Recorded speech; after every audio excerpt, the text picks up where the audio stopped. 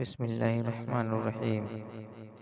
محترم مجید دوستوں، آج ہم حضرت ابراہیم علیہ السلام اور نمرود ایک لنگڑے مچھر کا واقعہ جانیں گے کہ کس طرح اللہ تعالیٰ نے ایک لنگڑے مچھر کے ذریعے نمرود کو نیست و نابود کر دیا اور اسے پوری دنیا کے لیے سبق بنا دیا۔ دوستوں، نمرود حضرت ابراہیم علیہ السلام کا دشمن تھا اور وہ خود کو خدا ہونے کا دعویٰ کرتا تھا۔ اللہ تعالیٰ نے اس کا کیا انجام کیا، یہ آپ اس ویڈیو میں جانیں گے۔ اس زمین پر ہزاروں سال پہلے مشرق اور مغرب پر حکومت کرنے والا ایک بدترین بادشاہ جو اپنے آپ کو خدا کہتا تھا، اس کا نام نمرود بن کنعان بن شام بن نوح تھا۔ اس کا تخت بابل تھا۔ یہ پہلے وہ بادشاہ تھا جس نے سب سے پہلے تاج اپنے سر پر رکھا تاکہ لوگوں کو معلوم ہو کہ ان کا خدا نمرود ہے۔ ایک رات نمرود نے ایک خواب دیکھا کہ ایک تارا آسمان میں اس طرح سے چمک رہا ہے کہ اس کے نزدیک سورج اور چاند کی روشنی بھی پھیکی پڑ گئی۔ جیسے ہی نمرود بیدار ہوا، نیند سے اٹھا تو اس نے محل کے نجومیوں سے خواب کا مطلب پوچھا تو انہوں نے بتایا کہ تمہاری سلطنت میں ایک جوان ایسا آئے گا جو تیرا رعب اور دبدبا سب ختم کر دے گا اور تیری اس حکومت کو تباہ کر دے گا۔ بس نمرود نجومیوں کی یہ بات سن کر ڈر گیا اور ہزاروں بچوں کو مروا دیا اور ایک فرمان جاری کیا کہ مرد عورتوں سے دور رہیں، لیکن اللہ تعالیٰ کو کچھ اور ہی منظور تھا اور اللہ تعالیٰ جو چاہے وہ ہو کر ہی رہتا ہے۔ اللہ تعالیٰ نے اپنے خزانے میں سے اپنے خلیل یعنی اپنے نبی حضرت ابراہیم علیہ السلام کو دنیا میں بھیجا۔ تاریخ نے لکھا ہے کہ جب حضرت ابراہیم علیہ السلام کی پیدائش ہوئی تب حضرت ابراہیم علیہ السلام کی والدہ کئی سالوں تک اسے علاقے سے باہر رہیں، لیکن نمرود کے ظلم کے ڈر سے انہوں نے اپنے بیٹے یعنی حضرت ابراہیم علیہ السلام کو ایک غار میں چھپا دیا اور بیٹے کو دودھ پلانے وہ غار میں آتی اور دودھ پلا کر واپس بابل چلی جاتی۔ تقریباً 7 سال تک آپ کی والدہ اس غار میں چھپ کر اپنے بیٹے کی پرورش کرتی رہی۔ جب حضرت ابراہیم علیہ السلام زمانۂ بلوغیت کی طرف بڑھنے لگے تب حضرت ابراہیم علیہ السلام کے چچا آزیر نے یہ چاہا کہ ابراہیم علیہ السلام ان کے ساتھ آ کر رہیں اور آپ نے چچا کے کام میں ہاتھ بٹائے۔ حضرت ابراہیم علیہ السلام جب شہر میں آ کر رہنے لگے تب حضرت ابراہیم علیہ السلام نے دیکھا کہ کوئی سورج کی عبادت کر رہا ہے تو کوئی آگ کو خدا مان رہا ہے اور کوئی بتوں کو اپنا خدا مان رہا ہے تو کوئی نمرود کو خدا کہہ رہا ہے۔ تو حضرت ابراہیم علیہ السلام فرمانے لگے کہ خدا تو وہ ہے جو ہر چیز پر قدرت رکھتا ہے۔ یہ سورج تو شام ہوتے ہی ڈوب کر غائب ہو جاتا ہے، یہ کیسے خدا ہو سکتا ہے؟ اور یہ آگ تو پانی سے بجھ جاتی ہے، بھلا کیسے خدا ہو سکتی ہے؟ اور یہ نمرود ہماری طرح سے سو جاتا ہے، بیمار ہو جاتا ہے، یہ خدا کیسے ہو سکتا ہے؟ یہ بت جن کو ہم نے ہی اپنے ہاتھوں سے بنایا ہے، یہ بھلا کیسے خدا ہو سکتا ہے؟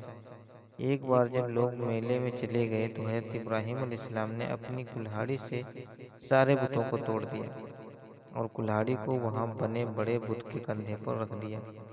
لوگ جب میلے سے واپس آئے تو انہوں نے دیکھا کہ سارے بت ٹوٹے ہوئے ہیں۔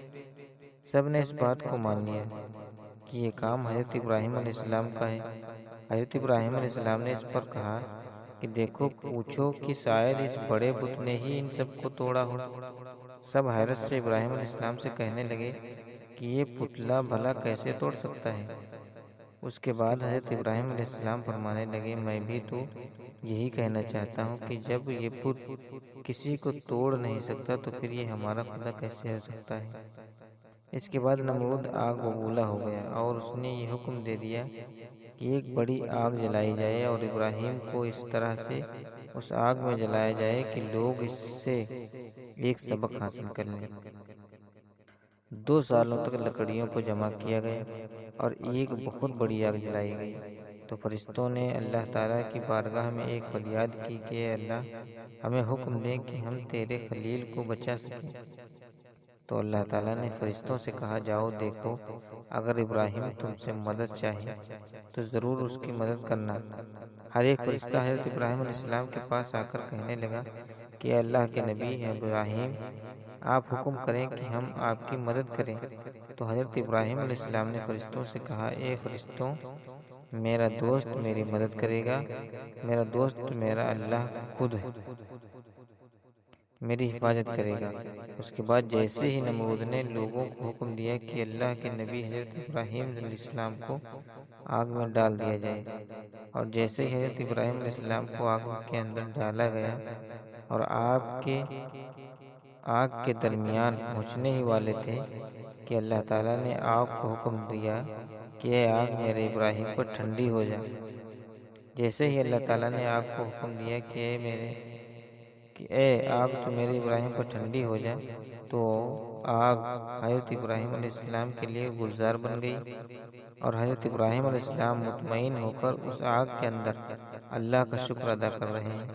یہ سب دیکھ کر نمرود کی فوج حیران اور پریشان ہو گئی، اور نمرود سے کہنے لگی کہ اے نمرود، ہمارے خداؤں سے زیادہ طاقتور تو ابراہیم کا خدا ہے، آگ تو اس کا کچھ بھی نہیں کر سکی۔ نمرود نے کہا، اچھا ایسا ہے تو اس کے بعد حضرت ابراہیم علیہ السلام کو بلا کر نمرود ان سے کہنے لگا، جاؤ اپنے خدا کو کہہ دو کہ کل وہ اپنی فوج تیار کریں اور میں بھی اپنی فوج تیار کرتا ہوں، کل مقابلہ روبرو ہوگا۔ نمرود جو پوری دنیا پر حکومت کرتا تھا، اس وقت زمین کا سب سے بڑا بادشاہ تھا۔ اس نے اپنی فوج کو تیار کیا اور ایک اونچی عمارت پر نمرود کھڑے ہو کر کہنے لگا کہ کوئی ہے مجھ سے طاقتور تو میرے سامنے آئے اور میرا مقابلہ کرے۔ اس کے بعد اللہ تعالیٰ نے مچھروں کو حکم دیا کہ جاؤ اس نمرود کی فوج کو ختم کر دو۔ اچانک وہاں بڑے بڑے مچھر آئے اور نمرود کی فوج کے ایک ایک شخص کا خون اور گوشت کھا گئے۔ نمرود بہت حیرانی سے اپنی فوج کا یہ حال دیکھ ہی رہا تھا کہ اچانک ایک لنگڑا مچھر نمرود کی ناک میں گھس گیا۔ نمرود پریشان ہو کر اپنے سر کی دیواروں پر مارنے لگا، کوئی مجھے بچائے، لیکن افسوس، اللہ تعالیٰ کا عذاب جب آتا ہے تو کوئی بھی کسی کو بچا نہیں سکتا۔ اس کے بعد نمرود بھاگتا ہوا اپنے محل میں آیا اور بے چین ہونے لگا اور اپنے خادموں سے کہنے لگا کہ تم سب لوگ اپنے جوتوں کو اتار کر میرے سر پر مارو۔ اس کے بعد ان لوگوں نے اپنے جوتوں کو اتارا اور نمرود کے سر پر جوتے مارنا شروع کیا۔